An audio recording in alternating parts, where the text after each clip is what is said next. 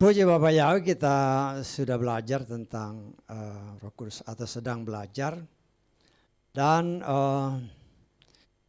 di dalam kitab Samuel, nanti 2 Samuel 14 dan seterusnya saudara baca di rumah. Kita sudah tahu kenapa si Absalom ini lari dan kemana dia larinya. Ya, setelah dia membunuh kakaknya yang paling tua dari ibu yang berbeda, ya. Sama-sama anaknya Daud tapi ibunya berbeda. Ya. Kita belajar dari firman Tuhan, ya, bahwa Daud itu punya 7 istri. Paling sedikit 7 istri karena itu gundik-gundiknya belum termasuk. Padahal kalau kita perhatikan firman Tuhan dalam Ulangan pasal 17, itu sudah melanggar, ya. Karena Tuhan bilang, firman Tuhan katakan seorang raja pun tidak boleh punya istri banyak. Nanti saudara baca dalam Ulangan pasal 17, saudara baca semua. Ya. Artinya apa? Kita belajar untuk mempraktekkan apa yang tertulis. Ya, apa yang tertulis ya kita praktekkan. Semua yang tertulis di dalam Torah, ya, itu tidak ada satupun yang dibatalkan oleh Yeshua, ya. Hanya digenapi, ya. Digenapi supaya sebagai contoh. Kita nggak perlu lagi bakar korban karena dia sudah jadi korban. Banyak hal lainnya, ya. Tapi kita melihat di sini bahwa Tuhan mengingatkan kepada kita bahwa jangan sampai kita menyeleweng dari Torah. Karena definisi dosa adalah pelanggaran terhadap Torah, bukan terhadap firman, ya. Saudara bisa ngerti perbedaan Torah dengan firman. Firman itu kan perkataan, ya. Kalau Torah itu pasti perkataan dari Bapa Yahweh. Tetapi kalau firman atau perkataan itu bisa dari siapa aja. Bisa saja dari para nabi, tetapi bukan dengan hikmat Tuhan, tetapi akal pikiran sendiri. Karena itu saya harus jelaskan, ya, karena banyak ada terjemahan-terjemahan lain yang menyatakan bahwa dosa itu pelanggaran terhadap firman, bukan, tetapi terhadap Torah, ya, terhadap Torah. Nah, kita mengucap syukur, ya, bahwa kenapa itu Tuhan buka lagi? Karena banyak sekarang orang yang ternyata menyeleweng dari Torah. Itu pelayan-pelayan Tuhan, ya. Pelayan-pelayan Tuhan, tetapi kalau saudara perhatikan, loh ini kok nggak sesuai Torah. Nah, saya mengajarkan kepada saudara, kan salah satu tugas Ruach HaKodes mengingatkan kita, mengajarkan kita, ya. Jadi ketika saudara dan saya mendengar, katakanlah, ya, namanya media sosial kan sudah banyak di mana-mana. Ketika kau dengar firman yang dinyatakan oleh seseorang, kalau dia melenceng sedikit, maka roh yang ada di dalam kita itu tidak bisa menerima. Bisa ditangkap maksud saya, ya. Karena kan kita diberikan pengajaran oleh Tuhan bahwa firman yang di dalam saudara dan saya itu, yang tertanam di dalam hati kita, itu menjadi apa? Menjadi seperti mata air, ya, seperti mata air, ya. Nah, kalau dia kita baca, ya, di dalam Yohanes pasal keempat ayat ke-14. Nah, ini saudara harus ingat, ya. Yohanes pasal 4 ayat 14. Siapa yang telah minum dari air yang ku berikan kepadanya, dia sekali-kali tidak akan pernah haus lagi sampai selamanya. Sebaliknya, air yang akan kuberikan kepadanya itu akan menjadi mata air di dalam dirinya yang terus memancar sampai hidup yang kekal. Berbicara air di sini pasti berbicara firman. Jadi kita harus perhatikan, seringkali apa yang tertulis itu berupa kiasan, ya. Berupa kiasan. Saya sudah pernah beri kasih contoh kepada saudara, banyak hal yang berupa kiasan. Yang dimasukkan di sini air adalah firman. Yang diberikan oleh siapa? Jelas diberikan oleh Yeshua. Ketika kita menerima firman, ada tertulis firman itu jatuh dalam hati. Dan firman itu menjadi mata air. Saudara pernah lihat mata air? Ya, orang-orang kota mungkin jarang lihat air ya. Pernah lihat ya mata air kan? Ya, mata air. Mata air itu kan plus, plus, plus. Nah, seperti yang saya katakan tadi, ya. Kalau kita mendengar siapapun yang berkhotbah, kalau dia melenceng dari firman, roh yang di dalam kita yang bagaikan mata air akan dengan sendirinya menolak. Bisa ditangkap maksud saya.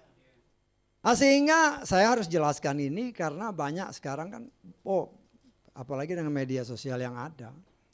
Kelihatannya bagus firmannya, tetapi banyak yang sekarang sudah menyeleweng dari Torah. Torah ya. Menyeleweng dari Torah. Bahkan ada orang yang, Torah itu nggak berlaku lagi. Itu kan namanya kurang ajar sama Tuhan. Yesua sendiri bilang dia tidak meniadakan Torah, tetapi menggenapinya. Bisa ditangkap. Jadi kalau ada Roh Kudus, ada Roh Bapa Yahweh di dalam kita, di dalam hati kita, dia itu akan memancar seperti mata air. Ketika telinga kita mendengar sesuatu yang tidak sesuai dengan apa yang ada dalam hati kita, otomatis dia akan tolak. Ya, tidak akan bisa masuk ke dalam hati kita karena Tuhan yang saudara dan saya sembah, dia mau supaya hati kita ini terpelihara sempurna. Terlebih menjelang akhir zaman. Itu dia makin buat semakin bergolak. Sehingga pengajaran-pengajaran asing, siapapun pengajarnya, orang yang terkenal sekalipun, tidak akan pernah bisa mencemari hati anak-anak Tuhan. Bisa ditangkap maksud saya ya? Nah, ini saya harus katakan, ya. Karena pernah saya berikan contoh, bukan contoh karena waktu itu kan suka ada di TV kan. Ada pelayan-pelayan Tuhan yang luar biasa dari luar. Saya nggak perlu sebut namanya. Ya. Dia beritakan firman. Itu salah satu perkataannya. Dia bilang Roh Kudus itu bisa bicara apa aja. Dia nggak perlu nunggu apa yang Bapak Yahweh katakan. Nah itu langsung blak. Nggak bisa diterima. Kenapa? Karena ada tertulis.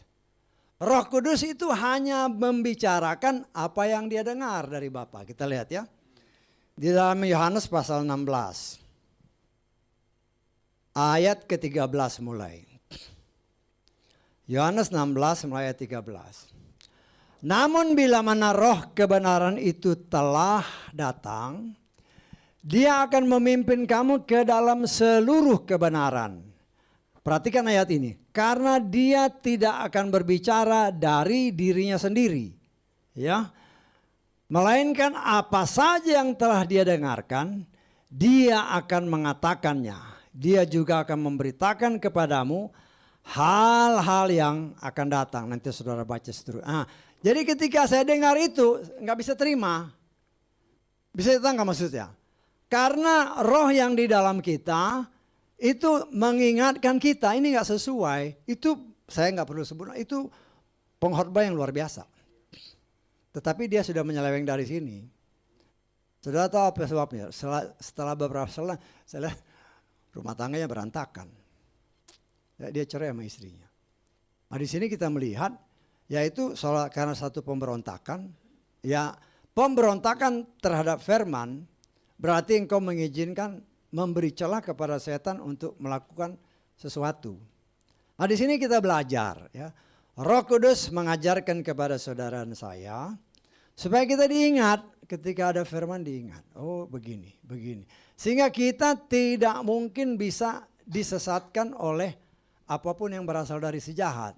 Termasuk karena pada akhir zaman ini ya Tuhan memang ya firman Tuhan katakan bahwa si penyesat itu datangnya dari dalam. Ya. Penyesat itu datang dari dalam bukan dari luar ya. Jadi kita sangat harus berhati-hati kalau dia datang dari tengah umat. Berarti itu pengkhotbah yang luar biasa. Ya. Nah kita melihat pengkhotbah yang luar biasa ini. Kalau dikritik jemaatnya ngamuk. Jemaatnya langsung protes. Tetapi itu diizinkan terjadi. Kenapa? Karena mereka ternyata tidak memperhatikan firman Tuhan dengan benar ya. Kita perhatikan dalam 2 Petrus pasal 2. Ayat ke-1 aja. Nanti saudara baca seterusnya ya. 2 Petrus 2 ayat 1. Para nabi palsu pun telah muncul dari mana? Dari antara umat. Perhatikan itu ya. Dari antara umat. Sebagaimana pula guru-guru palsu akan ada di antara kamu. Mereka lah yang akan memperkenalkan sekte-sekte kebinasaan, bahkan untuk menyangkal majikan yang telah membeli diri mereka, sehingga akan segera mendatangkan kebinasaan pada diri mereka sendiri. Artinya, Roh Kudus mengingatkan kepada saudara dan saya. Saya tidak pernah mengajarkan saudara untuk mengidolakan seorang pelayan Tuhan. Hati-hati. Karena pelayan-pelayan Tuhan yang biasanya yang ditinggikan ini, itu justru dipakai setan. Kenapa? Karena pengikutnya banyak. Pengikutnya banyak. Kalau pentolannya kan ada tertulis. Kalau mau ini ular ya tangkap kepalanya. Bisa ditangkap. Nah kalau pemimpinnya sudah dibelokkan dari Torah, yang lain pasti ikut. Nah di sini kita melihat Tuhan mengingatkan kepada saya dan saudara, berhati-hati. Karena itu dia katakan sesuai firman tadi. Kalau saudara perhatikan khotbah yang tadi nih barusan kan, apa udah lupa ya, saya nggak tahu. Ya, kan dikatakan ya, dia tidak akan membiarkan kita yatim piatu. Dia tidak akan membiarkan kita sendiri. Kenapa? Karena kita butuh Roh Kudus. Supaya kita ingat firman Tuhan. Oh tadi yang diberitakan apa ya? Dari mana ya? Apa maksudnya ya? Nah itu kan semua untuk terus-menerus membersihkan jiwa kita. Seperti yang dikatakan minggu lalu kan. Baptisan api adalah baptisan seumur hidup. Nah itulah yang terus-menerus membersihkan kita. Baptisan api berarti akan ada tertuliskan dalam kitab Yeremia. Bahwa firman itu ada bagaikan api. Jadi baptisan dengan firman Tuhan. Itu selama kita hidup di muka bumi sampai kita diangkat, kita dibersihkan sampai sempurna. Nah itu kan hanya bisa terjadi kalau kita ingat-ingat kan Roh Kudus yang kan salah satu tugas Roh Kudus mengingatkan kita, ya mengingatkan kita. Akan kita juga kalau saya mau singgung sedikit ya, kan banyak orang yang pernah saya ajarkan ini kepada saudara, saya ingatkan saudara, kita ingat lagi. Memang dalam kitab apa bilangan 15 itu kan kita harus katakan firman Tuhan pakai semacam apa talit itu kan. Yang ada warna-warna itu kan. Itu untuk apa? Untuk kita mengingat firman Tuhan. Saya tanggap. Nah terus kan banyak orang, kok kamu nggak pakai talit? Saudara bisa jawab tuh kenapa nggak bisa? Saya udah pernah terangkan nih. Sudah ya? Nah, kita harus ingat kita nggak perlu pakai itu lagi. Kenapa? Karena kita punya Roh Kudus. Bisa ditanggap. Kalau mau pakai ya boleh aja. Ya, saya nggak larang. Kau mau pakai atribut Yahudi nggak jadi masalah. Tetapi jangan mengimani bahwa kau pakai itu kau selamat. Karena yang mengatakan salibkan dia, itu kan pakai atribut semua. Loh kita belak-belakan aja. Jadi bukan itu yang menyelamatkan kita. Tetapi yang menyelamatkan kita adalah apakah kita melakukan firman. Nah itu yang kita sedang belajar. Ya kita terus belajar. Belajar untuk mempraktekkan apa yang Tuhan kehendaki untuk kita bisa lakukan dalam hidup ini. Kita tahu Daud ini, kalau kita lihat kan, kalau dari satu sisi yang bagus, memang hebat dia. Tetapi dari sisi gelapnya ternyata dia banyak dosanya. Kawin istrinya banyak, gundiknya banyak loh gundiknya. Ya. Tetapi kita melihat di sini, ya itu semua kan Tuhan izinkan terjadi. Ya, karena itu dia berkata, berbahagialah orang yang dosanya ditutupi oleh Bapa Yahweh. Itu salah satunya. Nah kita melihat Ya, iya ini kan kurang ajar sekali, istri orang direbut, suaminya dibunuh, itu kan kurang ajar. Itu yang membuat Tuhan sangat marah. Ya, bahkan dia berkata kepada Daud melalui Nabi Nathan, kalau masih kurang istrimu boleh tambah, tapi dengan cara yang wajar. Ya, nah di sini kita melihat akibat perbuatan daripada Daud, akhirnya apa yang dikatakan Bapak Yahweh melalui Nabi Nathan itu terjadi. Ya, dalam hidup rumah tangganya kan berantakan, hancur. Ya, nah, akhirnya Absalom. Ya, Absalom memberontak terhadap bapaknya. Absalom ini kalau kita baca, kita lihat, luar biasa Absalom ini ya. Kita baca di dalam 2 Samuel pasal 14 ya. Kita baca mulai ayat 26 ya. Ada sesuatu yang kita lihat di sini boleh juga ini. Ketika dia menggunting rambut kepalanya, karena hal itu terjadi pada akhir setiap masa, pada hari-hari dia menggunting rambutnya. Karena rambut itu berat baginya, maka dia memotongnya. Lalu menimbang rambut kepalanya 200 sikal beratnya. Menurut timbangan raja, 200 sikal ini lebih dari 2 kilo ya. Itu berat rambut. Berat sekali 2 kilo. Makanya dia bilang ya memang berat 2 kilo. Ya kita nggak tahu berapa panjangnya.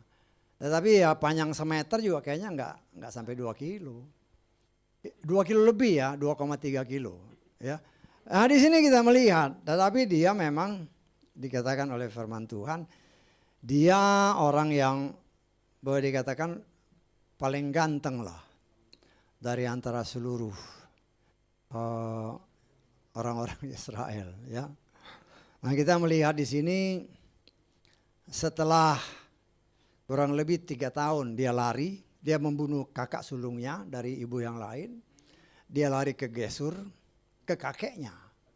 Tadinya kan kita nggak tahu kan, tapi Tuhan kasih tahu. Ini Raja Gesur ini bukan sembarangan buat Absalom.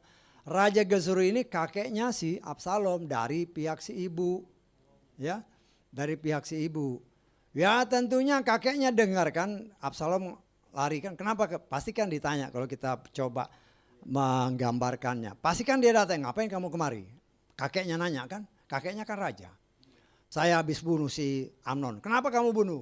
Dia habis memperkosa adikku. Adikku itu ya cucumu juga. Ya tentu kan ya namanya kakeknya kan. Ya pasti dia bela lah cucunya. Makanya di sana dia tinggal sekitar 3 tahun. Dia tinggal di sana. Akhirnya kalau saudara baca ceritanya, ya dengan cara taktik si Yoab, salah satu panglimanya, mencoba merayu sang raja. Dia pakai juga ada perempuan Tekoa kalau saya nggak salah ya. Perempuan Tekoa di situ dipakai oleh si Yoab untuk merayu sang raja. Karena raja marah ya. Raja marah karena Absalom ini membunuh anak sulungnya. Ya, anak sulungnya. Absalom lari selama 3 tahun. Dirayulah si Raja Daud supaya mau menarik kembali Absalom pulang. Ya dengan rayuan-rayuan yang ya nanti saudara baca. Ya dia kembali. Tapi Raja Daud bilang dia boleh pulang tapi jangan dia menghadap saya. Langsung ke rumahnya. Ya. Nah, saudara bayangkan selama kalau dibaca dalam firman Tuhan, dia kembali ke Yerusalem, tapi 2 tahun dia nggak boleh lihat bapaknya. Ya Absalom tentunya secara manusia ya marah juga kan. Nah, dia panggillah si Yoab yang membujuk dia ini pulang dari Gesur kan, dia panggillah si Yoab ini supaya Yoab menjadi perantara supaya dia bisa menghadap bapaknya. Yoab dipanggil-panggil nggak mau datang, ya. Tentunya Yoab kan berpikir kalau saya datang mau ngapain? Ya pasti dia tahu lah. Di sini akalnya si Absalom jalan. Ladangnya si Yoab itu di sebelah ladang dia. Nah dia bilang bakar aja itu. Dibakar. Ya karena dibakar kan ya marah lah si Yoab.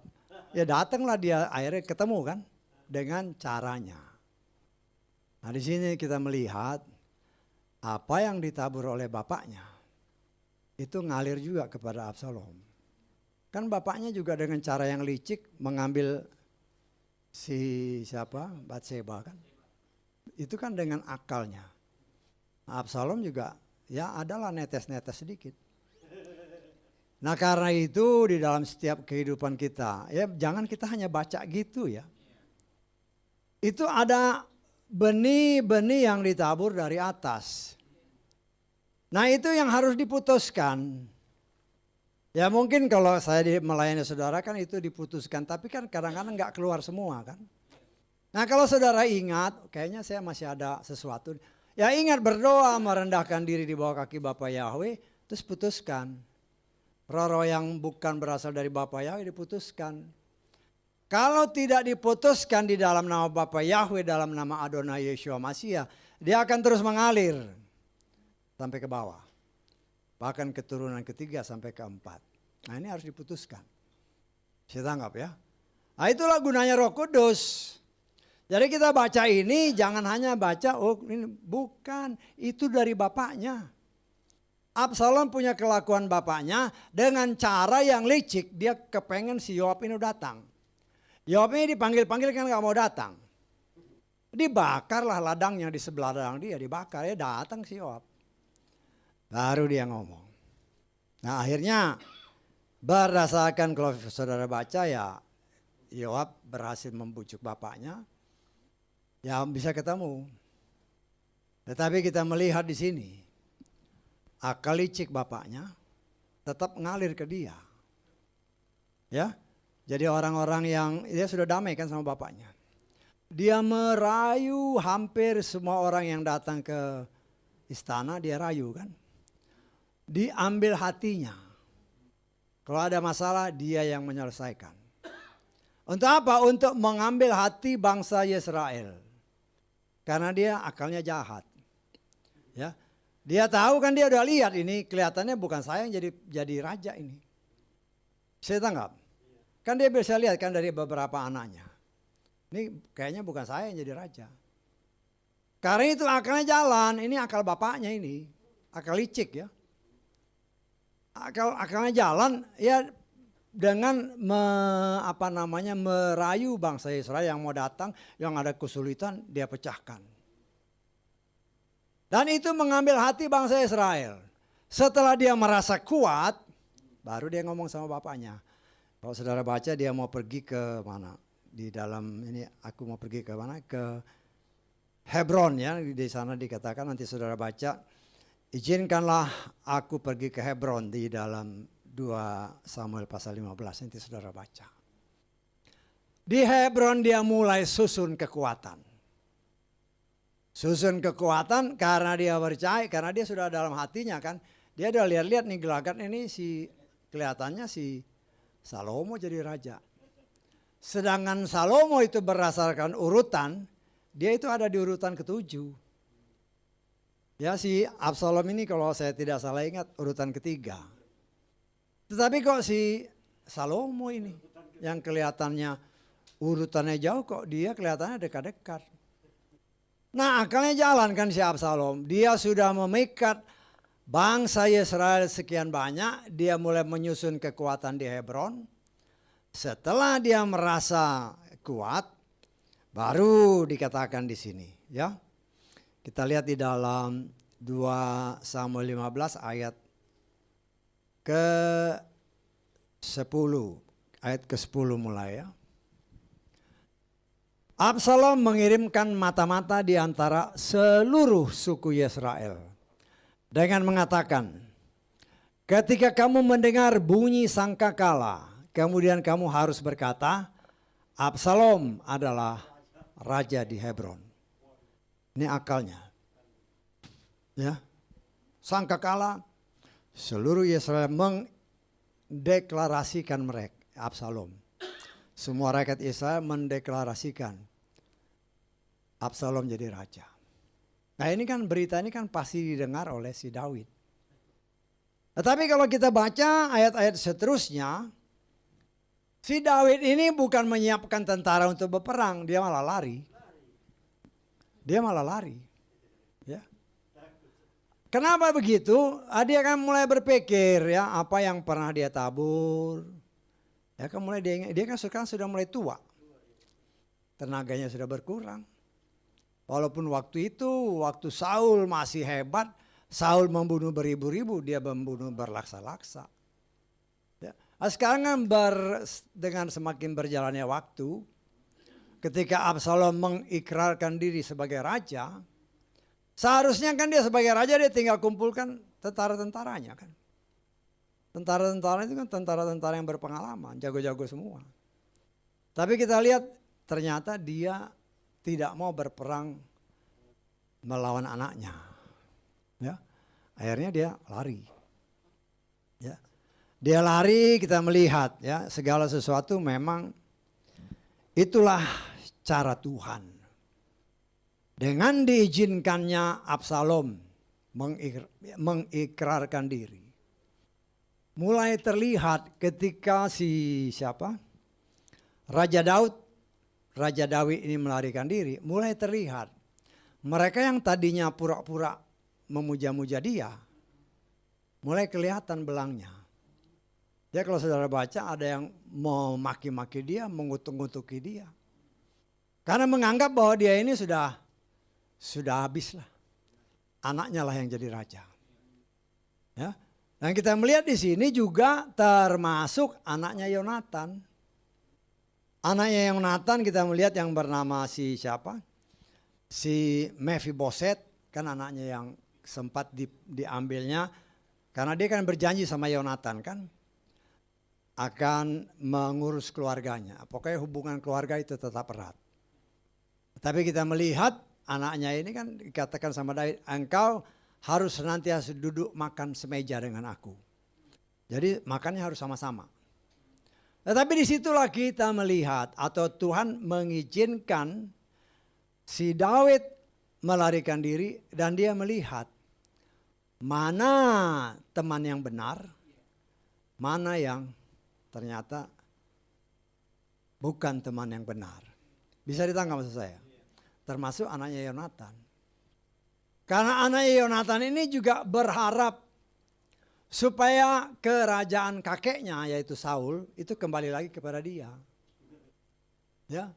Dan juga orang-orang yang tadinya kelihatannya begitu tunduk sama Daud. Ketika Daud lari malah menyumpah-nyumpahi. Dan kita melihat di sini ya kan namanya politik ya. Politik itu ya begitu, mana yang jadi pimpinan ya udah asal orang-orang itu siap untuk menghamba kepada orang yang lagi booming, lagi di atas. Ya. Tapi di sini Tuhan mau mengajarkan kepada saudara dan saya, ya, kenapa kok si Daud lari? Tuhan mau kasih lihat, ternyata banyak sahabat-sahabat palsu. Ketika kita dalam penderitaan, yang waktu kita hebat, dia menyanjung-nyanjung. Tapi begitu si Daud terpuruk, kelihatan. Ini loh ternyata. Bisa ditangkap maksud saya. Nah, jadi kalau kita baca firman ini ya memang kelihatannya sih biasa-biasa aja. Tapi kita coba menilai dengan karunia Roh Kudus. Oh ternyata begini. Artinya saudara dan saya pun harus berhati-hati. Di dalam kita kehidupan beribadah seperti ini kan. Ada teman-teman mungkin yang di luar gini-gini kelihatannya kan kadang-kadang manis. Ya. Tetapi ya banyak hal yang bisa terjadi, ya. Bukan kita minta supaya dihormati, tidak. Tetapi di situ kita bisa melihat mana yang teman sejati, mana yang bukan. Dan teman yang sejati yang tidak akan pernah mengkhianati kita hanya Roh Kudus. Hanya Roh Kudus. Karena itu dikatakan oleh firman Tuhan, mendekatlah kepada Roh Kudus. Saya mengucap syukur pada akhir-akhir zaman ini Tuhan mengingatkan kita Roh Kudus, Roh Kudus, Roh Kudus. Karena tanpa Roh Kudus tidak mungkin kita bisa hidup sebagai pelaku firman. Ya kalau saudara berdoa, Tuhan penuhilah aku dengan Roh Kudus. Penuhi, ya, supaya kita bisa mendeteksi ini benar atau salah. Kan media sosial sekarang kan begitu luar biasa, dari dalam maupun dari luar negeri. Ya, berita-berita, penafsiran-penafsiran yang luar biasa. Sehingga kalau kita tidak mendeteksinya dengan pertolongan Roh Kudus, kita bisa tertipu. Nah, seperti yang pernah saya ajarkan dan ingatkan kepada saudara. Ya. Banyak orang yang menafsirkan kapan rapture itu kan kira-kira. Kan banyak itu di media sosial. Bahkan yang paling santer tahun 2028 rapture. Saya berani menafsirkan itu salah. Karena tidak sesuai firman. Karena itu saya beberkan berdasarkan firman ini begini. Ya, ini begini. Pemain contoh ya, kita ulang sedikit ya. Kita tahu bahwa berbicara pohon ara itu berbicara bangsa Israel. Ya.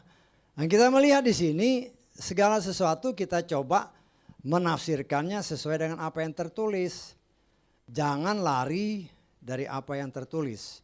Kalau kita lari dari apa yang tertulis, kita berbahaya. Ya. Nah, saya kutip ini ya.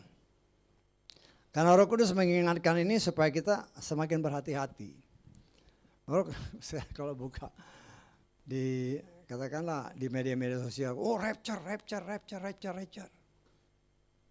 Biar mereka disebut, oh, Jesus. Nah, jadi pertanyaan kan, kita harus jujur.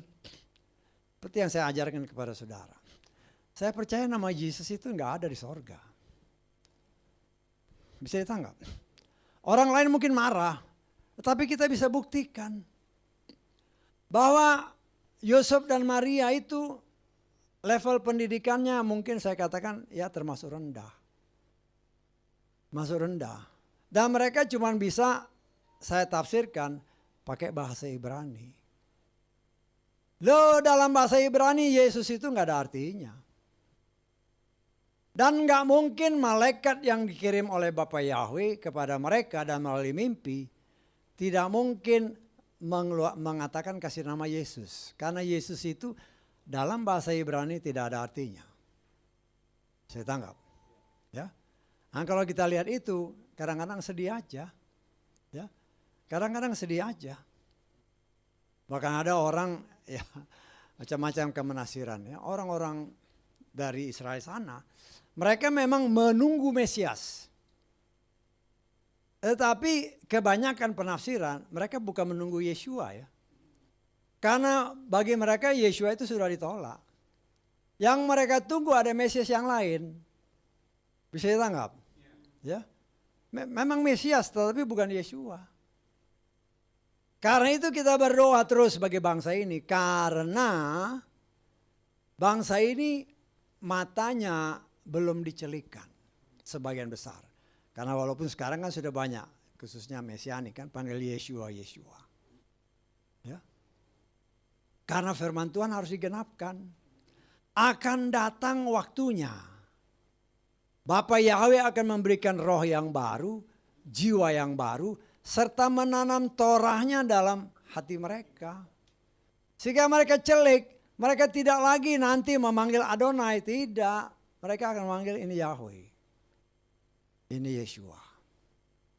Dan saya seperti yang saya katakan, saya menafsirkan ya, kita nafsir ini. Dua nabi yang paling dihormati, Moshe dan Elia. Sesuai Wahyu 11. Kalau saya lihat waktunya, kemungkinan datangnya bersamaan dengan anti-Hamasia. Anti-Hamasia. Kenapa saya tafsirkan begitu? Kalau kita lihat sejarah bangsa Israel, kalau mereka dalam keadaan terjepit, mereka pasti berseru kepada Tuhannya. Betul nggak? Betul nggak? Saya menafsirkan berdasarkan itu. Ketika anti-Hama, karena itu waktunya sama ya, kita baca dalam Wahyu pasal 11, Wahyu pasal 11 ya. Kita menafsirkan ya, atau saya menafsirkan ya. Kita baca Wahyu pasal 11 ayat ke-2 sama 3 aja. Nanti saudara baca semua ya. Wahyu pasal 11 ayat 2 dan 3. Namun kecualikanlah halaman sebelah luar tempat kudus dan janganlah mengukurnya. Karena dia telah diberikan kepada bangsa-bangsa dan mereka akan menginjak-injak kota suci itu selama 42 bulan. Saya tangkap ya. 42 bulan itu 3,5 tahun. Diinjak-injak berarti kota suci dalam keadaan seperti penggenapan Sakaria. Akan diserbu oleh seluruh bangsa. Saya tangkap ya. Nah, kemudian kita baca ayat 3. Aku menetapkan kepada kedua saksiku. Mereka akan bernubuat selama 1260 hari dengan mengenakan pakaian kabung. Ini kalau saudara baca dari tanda-tandanya tidak disebut nama. Tetapi tanda-tandanya ini Mose dan Elia. Pakai pakaian kabung berarti mereka dalam keadaan susah. Karena itu saya menafsirkan ketika anti Hamasya masuk menduduki bait suci, mereka berseru. Karena kitab Sakaria mengatakan seluruh dunia akan menyerbu Yerusalem. Ketika kalau menurut sejarahnya, ketika mereka dalam keadaan terjepit, mereka baru ingat Tuhannya. Pada saat yang bersamaan Nabi ini turun, baru mereka mengatakan nama Tuhanmu bukan Adonai tetapi Yahweh. Nama juru selamat bukan yang lain tetapi Yeshua. Bisa ditangkap? Itu saya tafsirkan begitu. Dan saya percaya atau saya menafsirkan kemungkinan besar Nabi Elia nanti yang akan mempersembahkan korban. Karena kan bait ini kan harus berdiri. Ingat, bait itu harus berdiri baru ada pengangkatan ya. Banyak di luar sana, ketika anti Hamasya datang, kita sudah diangkat. Salah, tidak sesuai firman. Kan saya sudah terangkan dalam kitab Tesalonika kan. Si anti Hamasya itu duduk dulu di bait suci, baru pengangkatan. Bisa ditangkap. Tetapi saya, atau kita bisa aja menafsirkan, pada saat yang bersamaan bisa diangkat. Bisa ditangkap. Yang penting itu terjadi dulu. Bisa ditangkap maksud saya ya. Itu terjadi dulu baru terjadi pengangkatan. Atau kalau Tuhan izinkan ya proses pemurnian terakhir lah. Anti Hamasya masuk kita diproses terakhir. Siapa yang kedapatan setia sampai akhir mereka yang diraibkan. Nah kita berdoa aja. Jadi kalau ada pengajaran yang menyatakan ketika Hamasya bertahta anti Hamasya bertahta di bait suci kita sudah diangkat, itu salah. Gak sesuai firman. Ya kita lihat ya. Kita ulang sedikit lagi nih. Dalam Tesalonika.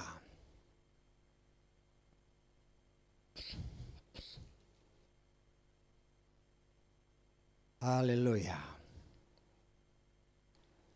2 Tesalonika pasal 2. Kita baca mulai ayat 1 ya. Kami meminta kamu saudara-saudara sehubungan dengan kedatangan Tuhan kita Yeshua. Perhatikan ya, kedatangan Yeshua Mashiach dan berkumpulnya kita pada dia. Berkumpul nih. Kedatangan Tuhan dan kita berkumpul bersama dia. Supaya kamu tidak cepat digoncangkan oleh pikiran, tidak pula ditakutkan, baik oleh roh ataupun oleh perkataan ataupun oleh surat yang seakan-akan melalui kami bahwa seolah-olah hari Hamasya telah tiba. Biarlah tidak seorang pun menyesatkan kamu dengan cara apapun kecuali bahwa pertama-tama kemurtatan itu datang. Ya. Dan manusia pendosa yaitu anak kebinasaan itu disingkapkan. Yakni dia yang menentang dan meninggikan dirinya atas segala sesuatu yang disebut ilah atau sesuatu yang disembah sehingga dia duduk sebagai ilah di tempat kudus Elohim sambil memamerkan dirinya bahwa dia adalah Elohim. Ya. Kalau di sini agak jelas, kurang, coba kita lihat. Kalau dalam kitab Lukas jelas. Dalam King James kalau kita lihat ya. King James. Ya. Now we beseech you, brethren, by the coming of our Lord Yeshua Messiah, and by our gathering together unto him, that ye be not soon shaken in mind, or be troubled neither by spirit, nor by word, nor by letter, as from us, as that the day of Hamasya is at hand. Perhatikan ini. Let no man deceive you by any means. Perhatikan yang tulisan miring. That day shall not come. Hari itu pasti belum datang. Except, kecuali first, except there come a falling away first. Jadi yang anti Hamasya ini harus muncul dulu. Tetapi kita bisa menafsir, atau saya menafsirkan, bisa aja saatnya bersamaan. Bisa ditangkap. Yang penting itu terjadi. Mungkin kita nggak lihat, kita nggak dengar, tapi itu sudah terjadi. Kita diangkat. Ya. Nah, hal-hal seperti ini, ya. Kenapa saya harus terangkan ini?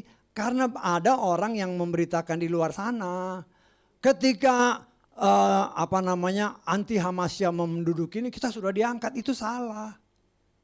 Saya harus berani nyatakan itu salah, tidak sesuai firman. Tetapi bisa kita tafsirkan pada saat yang bersamaan itu boleh. Karena sudah terjadi, kita diraibkan.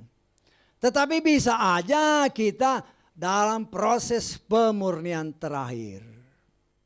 Ya, ketika anti Hamasya ini datang, ya seperti yang dikatakan oleh firman Tuhan yang seringkali dinyatakan dari tempat ini. Pemurnian itu biasanya pakai api. Betul? Api itu berasal kitab Yeremia adalah firman. Bisa aja dia bertakhta dulu. Kita dengan firman di proses terakhir. Kalau kita didapati memang tidak bercacat celah, saat diangkat. Saya tangkap ya. Ya. Anti Hamasya berkuasa, tapi ingat ya. Tapi ingat. Ada orang yang diraibkan, ada yang tinggal. Saya tangkap ya. Orang yang tinggal ini, ya berarti tetap ibadah kan. Tetapi mungkin ibadahnya dalam kesukaran. Saya katakan ini karena ada tertulis. Artinya orang-orang yang keluar dari kesukaran. Nanti kita lihat, kita baca sedikit ya. Di dalam kitab Wahyu pasal ke berapa? 7 ya. Pasal ke-7. Ayat ke-13 mulai.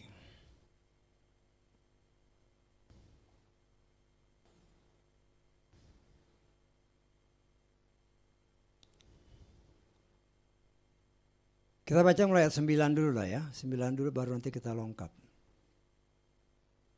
Ayat 9 dulu. Ayat 9 baru kita lengkap ayat 13. Sesudah hal-hal ini aku melihat dan lihatlah suatu kerumunan orang banyak. Ya, firman Tuhan. Yang tidak seorang pun dapat menghitungnya. Dari mana? Berasal dari setiap bangsa, suku, kaum dan bahasa. Seraya berdiri di hadapan takhta. Dan di hadapan adu domba itu dengan mengenakan jubah panjang putih dan ranting-ranting palem ada di tangan mereka. Kita lengkap ayat 13.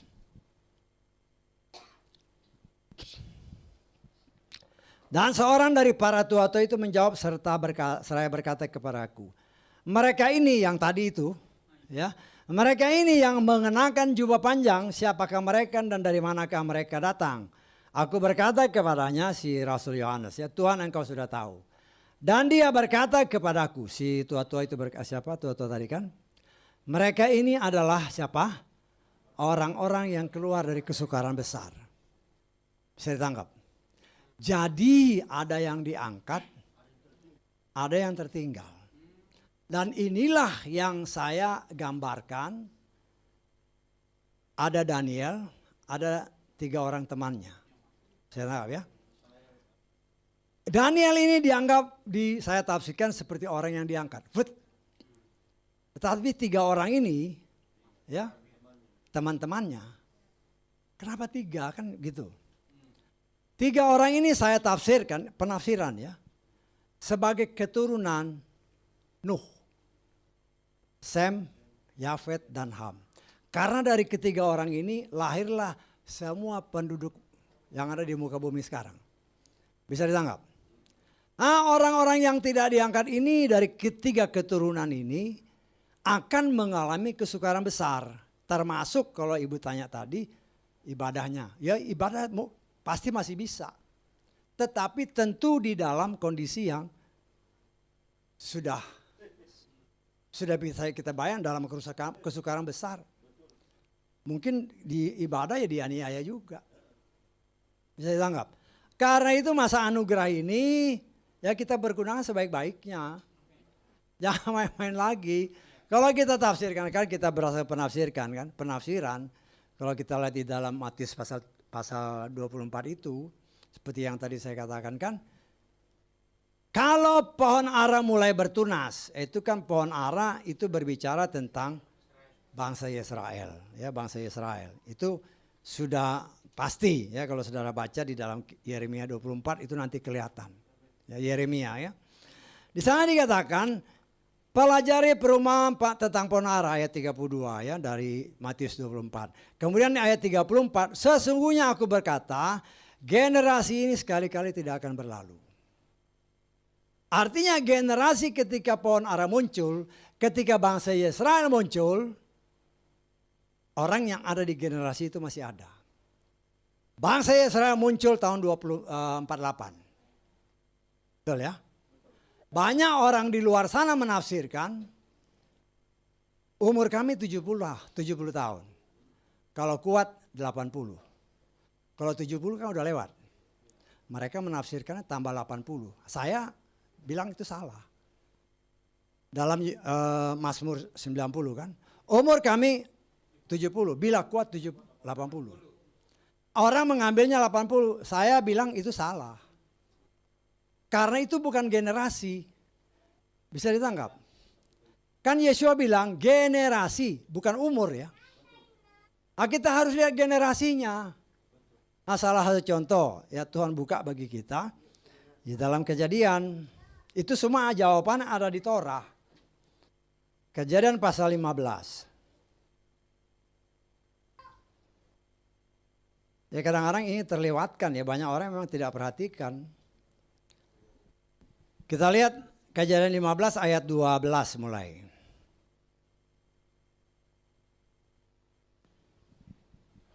Ketika matahari mulai terbenam, maka rasa kantuk yang sangat berat menggelayuti Abraham. Ini terjemahannya salah ya. Karena berdasarkan firman Tuhan dalam terjemahan lain, itu dia bukan ngantuk, tapi dia tidur. Tidur dia. Coba kita lihat terjemahan King James. Ya. And when the sun was going down, a deep sleep, tidur dia. Bisa ditangkap. Saya hanya mau kasih tahu dia tidur, bukan ngantuk. Kita kembali lagi terjemahan tadi. Ya, maka rasa kantuk yang sangat berat menggelayuti Abraham dan sungguh terus rasa takut terhadap kegelapan yang dahsyat meliputi Abraham. Kemudian dan dia berfirman, Bapa Yahweh berfirman, Abraham ketahuilah dengan sungguh-sungguh bahwa benihmu akan menjadi penggembala di negeri yang bukan kepunyaannya, dan mereka akan melayani bangsa itu. Sebaliknya bangsa itu akan apa? Memperbudak mereka selama berapa? 400 tahun. Kenapa dia diperbudak? Karena Abraham tidur. Bisa ditangkap maksud saya? Karena itu di tempat ini saya berani katakan, kalau kau tidur atau sebelahmu tidur, goyang aja. Supaya jangan ini terjadi. Mengerti maksud saya? Ini karena Bapak Abraham tidur, itu cucu buyutnya jadi budak. Bisa ditangkap maksud saya? Nah, kemudian kita lengkap ayat ke 16. Nanti saudara baca semua ya. Namun generasi yang keempat akan kembali ke sini. 400 tahun diperbudak, tetapi generasi yang keempat kembali. 400 tahun dibagi 4, satu generasi 100 tahun. Bisa ditangkap? Ya. Karena itu saya menafsirkan bahwa yang dimasukkan Yeshua itu pasti 100 tahun. Jadi 1948 ditambah 100 2048. Tetapi ingat, ada tertulis waktunya diperpendek. Itu yang kita nggak tahu. Dan ada lagi firman yang sebenarnya tersembunyi ada di Torah. Saya pernah ajarkan kepada saudara. Saya ingatkan kembali. Dari Adam sampai Abraham. 2000 tahun. 20 generasi.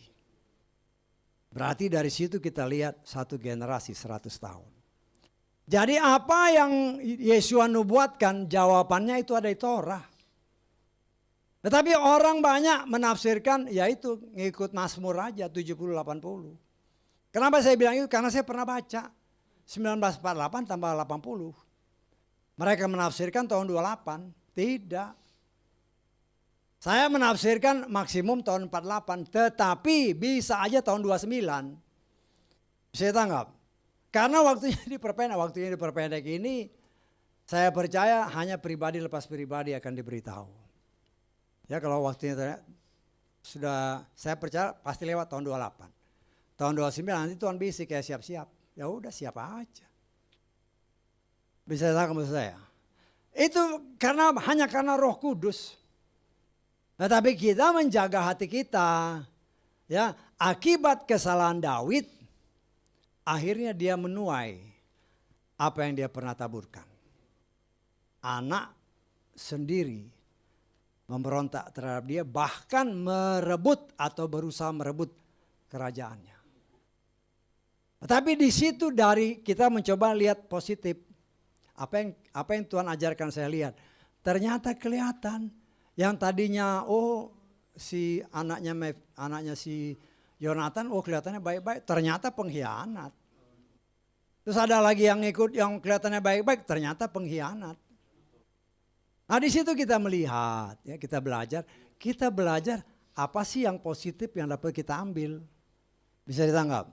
Ya, dengan demikian kita belajar, sehingga mengenal itulah gunanya Roh Kudus, ya sehingga kita tidak kadang-kadang kan orang hanya mengingat jeleknya aja.